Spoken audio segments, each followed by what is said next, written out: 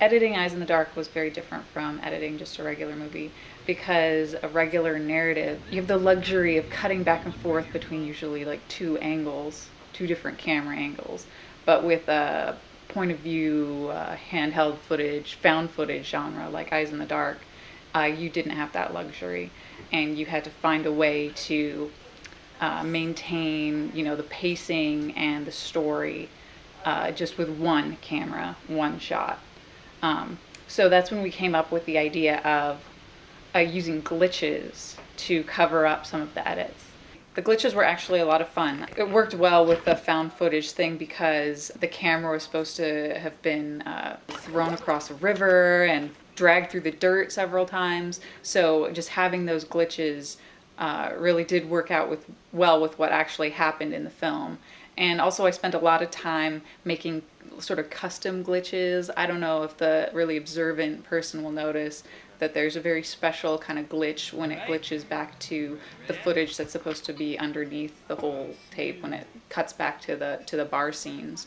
A lot of the glitches we actually based off of, we looked at old tapes that were glitching out. Sometimes we just directly took that footage and put it into the movie, and sometimes we just replicated it as well as we could. But some of the glitches I'm very, very proud of.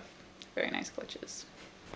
Actually, Eyes in the Dark had a lot of digital effects in it, and it was really a challenge to try to get all those digital effects in there with basically a zero budget. All of the eyes, when we got to the cutting room, they ended up looking pink. So we had to fix those eyes so they looked scary and red. Another thing that we had to add in is that whenever a gun was shot, we did not want to actually shoot a gun, of course, so we had to add muzzle flashes in the end. And I remember there's a scene where Paul, who plays Anders, gets shot in the chest, and it was fun just like getting the muzzle flash under his arm and making the whole screen brighter when the gunshot went off. A lot of the film relied heavily on sound effects, actually. I remember in particular one of the search and rescue scenes, making sure that this echo sound maintained after you heard it on the walkie-talkie and you hear the echo of the people screaming across the valley. And then of course all the beast sounds.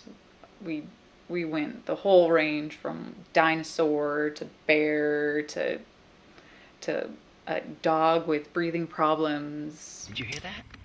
It's like the whole world got silent at once. Oh, well, my favorite part about working on Ice in the Dark was definitely the people that I got to work with. Jody, for instance, I had no idea.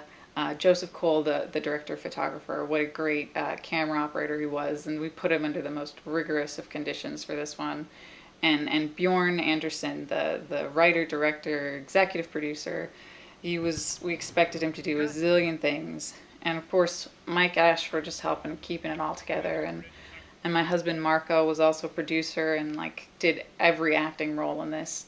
And it was just amazing to work in this fantastic crew. I mean, just the five of us, and then all of the fantastic actors we got to work with was just a real treat.